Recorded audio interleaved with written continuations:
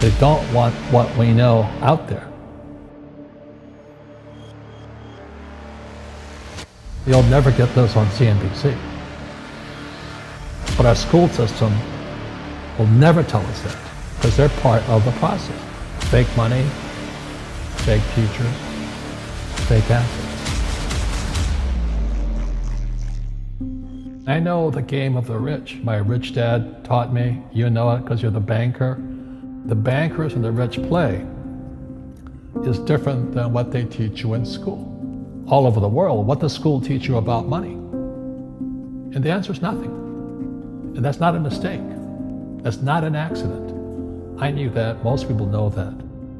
The way to keep the poor and middle class working hard is never teach them what the rich know. So if you read Rich Dad, Poor Dad, which came out in 1997, it's what the rich teach their kids about money, the poor and middle class do not. Poverty hurts. I mean, I don't like it. And I don't like that our academic system's so corrupt. You know, we know the banking system's corrupt. We know politics is corrupt.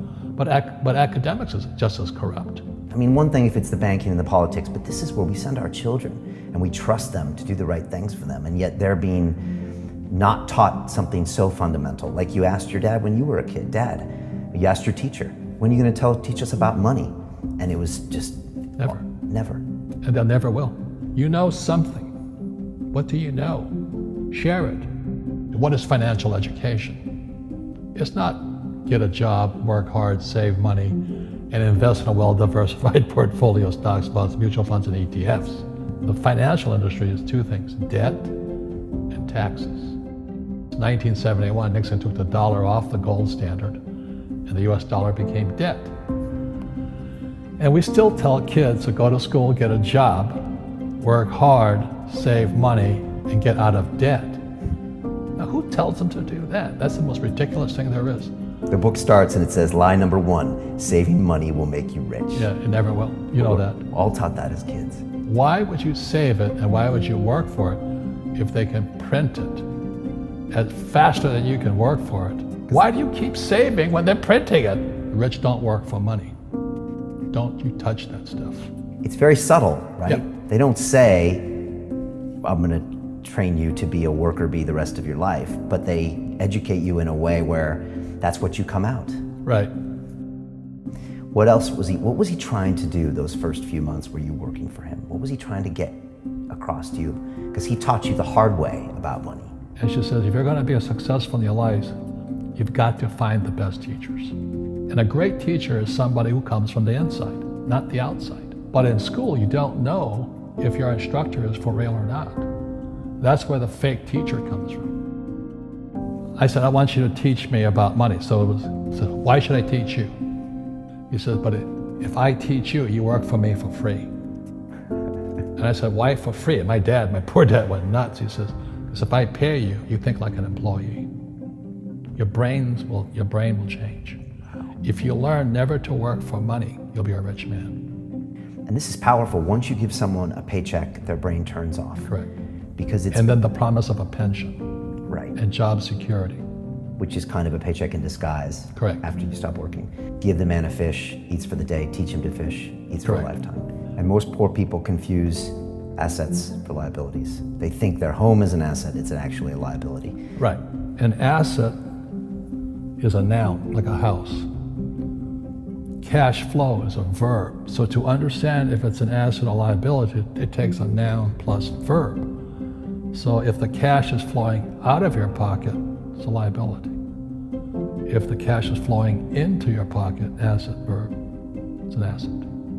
So I own 7,000 rental properties. Those are assets. Every month, the cash flows in.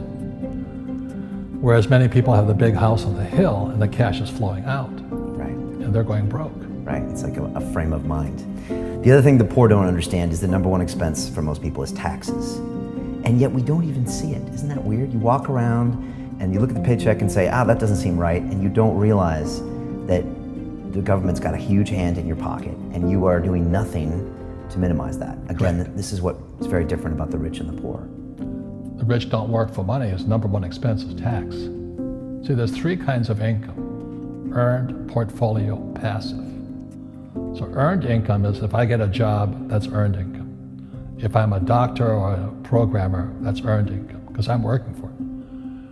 If I buy, let's say, Apple for $10 and I sell it for 20, that's portfolio income, capital gains. Yeah.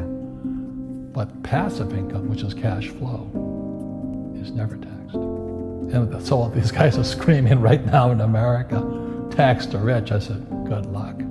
Because most of the guys complaining, they don't know there's three kinds of income. And the rich don't have jobs anyway.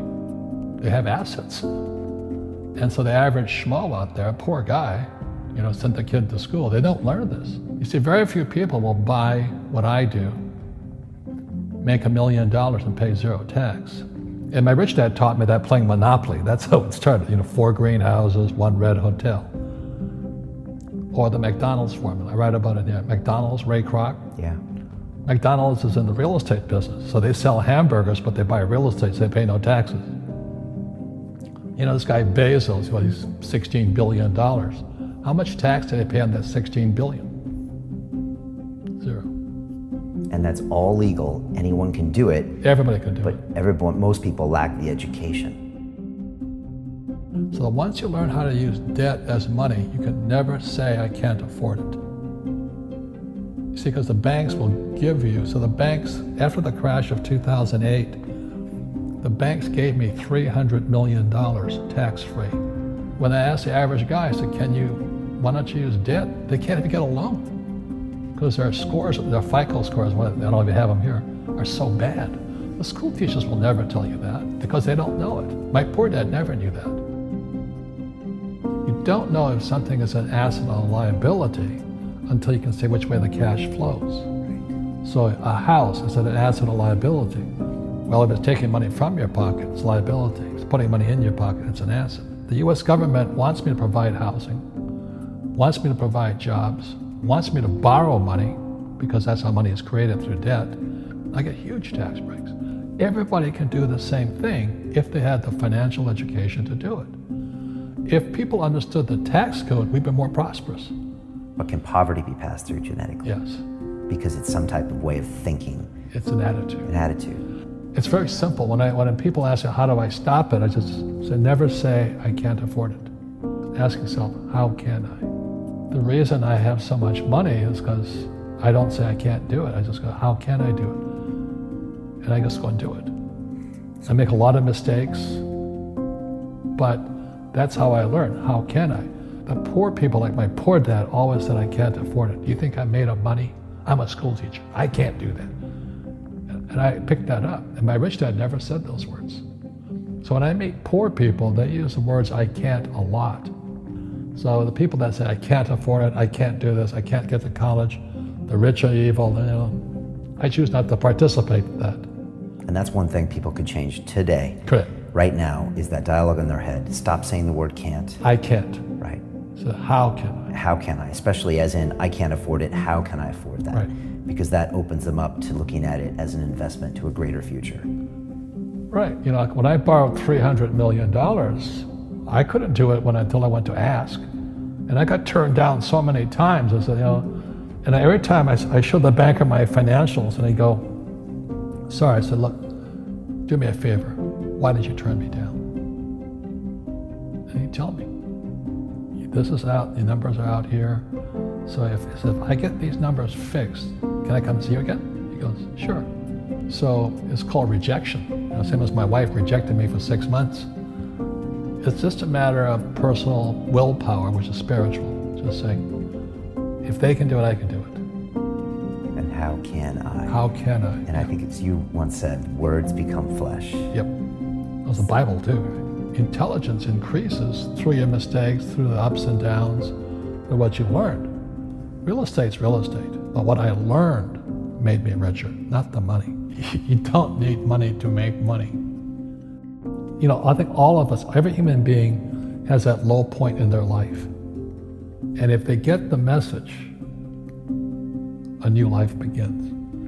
If they don't get the message, they keep going down. The richer I got was because I didn't need any money. I could use this to make money. But how did I get there? Is I made a lot of mistakes.